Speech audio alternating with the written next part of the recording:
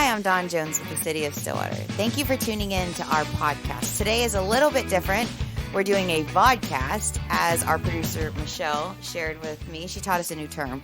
So it is a vodcast where we are doing our podcast, but with video. So as always, my co-host for our podcast is Deputy City Manager Melissa Reams. And today our guest is Brady Moore, who is our Chief Innovation Officer. Welcome. Yeah. Thanks for having us. Yeah, we're glad to be here. We have some exciting things to share with our listeners and our viewers today, since it's a vodcast. Yeah, thanks, Michelle. Yeah. Now we have viewers. Yes, there we have go. viewers. Ooh, Yay. we're evolving. But Brady and I have been working together, collaborating on economic development for probably a year now. And Brady's ramping up more and more as he kind of was easing out of some of his other projects that we had assigned to him. So I was so excited when Dawn said, let's do a podcast about some of our economic development. And I think and our quality of life development. Mm-hmm. And one of the things I want to start off with, Brady, is Rails to Trails. And that's been one of your projects for quite some time now. I think probably since you got here. Yes, and yeah, in fact, it's kind of weird. This was, where we're recording, this was my office when we first started here. Becky and I were in this office together, and I remember that first Thanksgiving, Norm was sitting in here, and Becky and I think we're the only ones in the office because everyone was gone. It's like that late in the day right before Thanksgiving, right? So we didn't have the vacation time built up yet. So Norm said, hey, there's an issue that we've always tried to have solved here in Stillwater, and that's connecting our Kamioka Trail. And I said, Norm, I have this crazy idea. I think we have a perfect way, this unused, beautiful corridor that perfectly connects our Kamioka Trail and runs right through town. He's like, what are you talking about? And I said, well, it's our rail corridor. Mm-hmm. And I said, I think there's these rail to trail conversions going on, and this is something we should look at. And he just said, I remember his words, and he'll tell you this story too. He says, I think you're crazy. There's no way the town or the state would go for that. And I said, well, if you're okay with it, let's meet and let's just go down that path. And a few weeks later, we were discussing it as a city management office, and then started having conversations with ODOT. And Norm and I went down and met with them and had some really good conversations with the rail corridor. And through about a year's conversation and work, we've now applied for a grant to convert the first section from Lakeview to McElroy and convert that unused railroad into a trail. And I love that you are literally taking the unused railroad and repurposing for something that will be very beneficial for many of us throughout the community that enjoy being outdoors and active and multimodal. So I love that. Yeah, and the great thing about it is what we've proposed to ODOT is right there at Lakeview, we would do our conversion there. So it would still allow rail use for all of our industries to the north. Mm-hmm. The one industry in town that could possibly get effective if the rail was even active was the mill. And we met with the owner of the mill early on, and she was really excited for it to be a trail. They didn't see that they had rail in their future. And so it seemed like a win-win for everybody. And so we put in November and December, put in our grant application for an ADA accessible trail to be funded for that first section, and we'll just do it a mile at a time, hopefully, and eventually have it fully connected from Couch Park to Boomer Lake on a running and biking trail. Yeah, it would be, and that's been a goal of this community. Gosh, I don't even know how old the Kamioka Trail is. Michelle, do you remember? I'm honestly not sure. I'm going to say maybe 90s? Maybe. It's been in existence for a long time. Yeah. And to have that connectivity has always been a goal. It's one of those quality of life issues. Yep. We've heard our citizens say, this is what we want. And Brady, as our Chief Innovation Officer, was innovative and found a way to get it done. No, we have a great team here that was really supportive of it, and that's what made the difference. And, it is one of those quality of life projects. It is, some people have a hard time like monetizing that and saying, well, why is the city, and again, we're going after grant funds to pay for this, but the impact it has on industries coming in, and for USA Rare Earth, one of our new industries coming to town, that their employees would have a trail that would almost basically connect from where their new location is all the way to downtown, a safe way to ride and bike. But for all of our community, it goes by the high school, it goes by so many neighborhoods and grocery stores. it truly is one of those quality of life things that draws people to your community. Exactly. And another quality of life project that it's hard to put the amount of like money or that benefit measure it for the community is the Block 34. Absolutely. I mean, as long as, and I remember when I interviewed with Melissa for this position here at the city, they asked me like, what's your one beef with the city? They're trying to like, I think, prod me for that. And I said, honestly, I don't have a beef with the city. I've been a business owner in this community for 16 years. I said, my one frustration is Block 34. I think it could be such a great gathering space. And it's just, I'm disappointed that we haven't been able to, as a city, come together. And what a blessing to have the Irbies give us this incredible gift from Kicker and from Simmons Bank and those that are all contributing to Bank First. Yeah, Melissa has coined Steve Irby as the son of Stillwater. Yes. And I love it. And what a wonderful family. Yes. Joel and great kids. We got to know them through our business many years ago. But what a blessing to have them give this gift that is now going to give us a great gathering space. I love someone said a living room. They described it as almost like our community living room that we can have together. And, construction is going to start, I think, hopefully in the third quarter of this year. We're still finishing up the design and the architecture for the block and hoping to have the engineering done and wrapped up so that we can put it out to bid mid-year. Right, but the really good thing, and I think that we need to spend just a couple minutes talking about it, is what we're doing in preparation for the Block 34 construction. So the actual site, the actual block, to get into that to, break ground, but we'll be at that time. But what we're doing ahead of time, to actually with the infrastructure and the roadways, and that is so imperative. Absolutely. And so we've been having progress meetings with the architects, and of course I'm the accountant. This is Brady's the engineer, but I'm the accountant, and to sit up in that room and think, where are the trash cans going? And I work pretty close with Matt Faulkner, our director of waste management, and I'm like, where are the trash cans going? We better get Matt pulled in and figure out, do we have a dumpster corral? And if we have a dumpster corral, where do we put that? And where can the waste management truck go so it can pick things up? Some of it's going to be people picking trash up. That's the nature of the block. Yeah. It's the nature of the design. So if we acknowledge that up front, we can plan for that into the future. Back to the infrastructure, we all know that Duncan floods when it rains. It just is a river running down there. So Candy Starring, our director of engineering, she and her team are working on stormwater control. We're going to get the roads redone, sidewalks. Brady, help me. I'm trying to electrical. Yep. We're redoing the electrical over there. It is just, it's going to be the wonderful, I think the living room is a really good way to coin this, but a wonderful hub to our community where you can come and gather, you can shop, you can eat, you can play.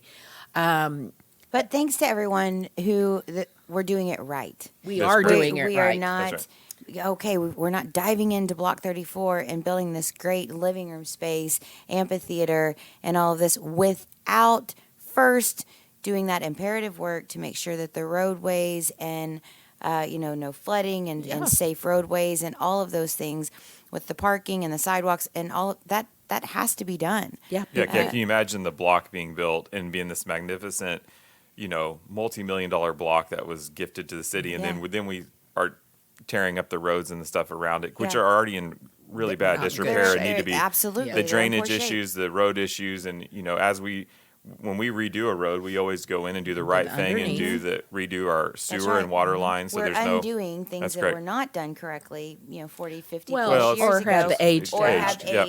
Or have endured the weather, or all of the things. It is really just a combination of so many things, and we're doing it right. Yes, that's right. Absolutely. And I think our community's gonna be proud of that. Like the city didn't put that off or think that through, didn't have the vision for what it's going to look like when the block's done. I think the city's going to be proud that, hey, we have this amazing new block, and the city did their part around it, and it's something we can all be proud of. And this space will be an educational, cultural, entertainment, gathering, just all of the great We're things. going to have a water feature. Can't wait. Think if Candy can get the water issue worked out with DEQ and everything, because it's more like I don't even think about these things, but the water has to be treated unless it's, I don't even remember the whole issue, but it's more like a swimming pool. So we have to figure out, do we treat it? Do we not, but Candy's working all of that out. And I'm just so thankful that she's really hit the ground running. She has. And we've got, I just can't even tell our viewers the quality of staff we have here at the city. They are amazing people. They get so much done and literally on a shoestring a lot of times, but they get it done. They they definitely represent service above self, which absolutely I'm so proud to be part of the team. I would say the thing that surprises me about it is that you've got, it's such an all hands on deck effort. Yes, I mean, you exactly. have so many different departments that are involved in the planning of it, which is smart because you don't want to wait till the whole thing's built and they go, oh, by the way, how are we going to pick up the trash? Well, exactly. Kind of key We here. thought about that. Yeah. So going on to, let's talk about Convention Center, because I think Convention Center is that, we created a TIF and we call it the Downtown Campus Link TIF.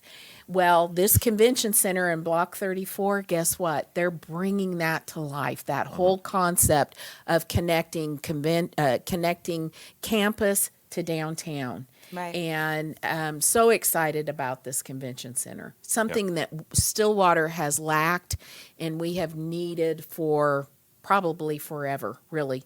Well, and Stillwater overwhelmingly supported the visitor sales tax and increase, which wonderful. And this also helps with that and marketing and staffing and doing great things.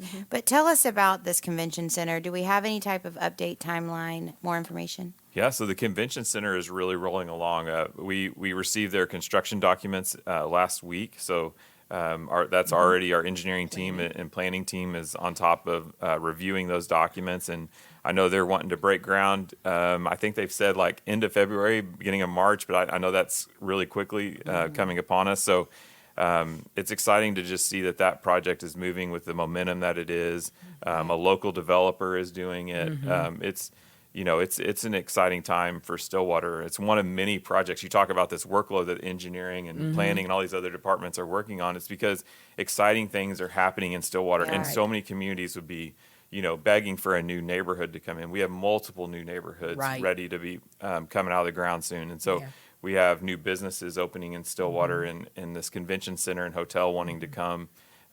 So there's a lot on our plate right now, but that's a good thing to have. Well, and what are some of these TIF businesses that you mentioned, TIF, Melissa, some of these great businesses coming in? Some of the ones that you can see immediately that we've invested tax dollars in is they're called small business enhancements.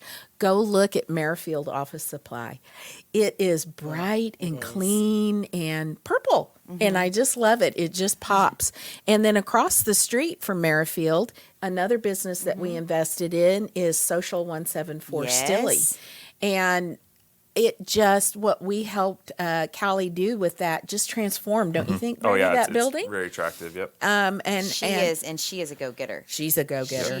She's got the entrepreneurship just really done well. Brady's got another small business enhancement that's coming to the committee on the 30th. On the 30th, yep. American Legion's looking to do a new sign to draw some attention to their building and let people know of the great things going on with the American Legion group. Right. So that's coming to the TIF committee on the 30th. We have some other people that we've met with, but no applications yet for some other prospective businesses coming to downtown. Can I tell you, I'm already hungry for a new breakfast venue in addition to our already great ones. Can you tell us about that? So Corey Williams with Progressive Development has been doing many of the projects. Stone Cloud was a TIF project that Melissa worked hard on last year, bringing into town, and it's been very successful and has added it has exceeded expectations. I have enjoyed it. I've been there a few times, and it is a great space. I love the space. It's very the outdoor space. I don't know if you haven't visited Stone Cloud, I encourage you to do so. So the inside area, which we brought over Good Little Eater, food from Good Little Eater. They do. They co-promote. They lean into each other, and brought food over, and we enjoyed food there. And the outdoor area is so nice. They've got cornhole and pet friendly and family friendly. Family friendly. We've just had a great time there. Yep. Yeah. So Hatch is coming into what we used to call Uncle Mike's, and I think when I was in school here, it was the Napa Auto Parts store. Okay. Yep. And so anyway, Hatch and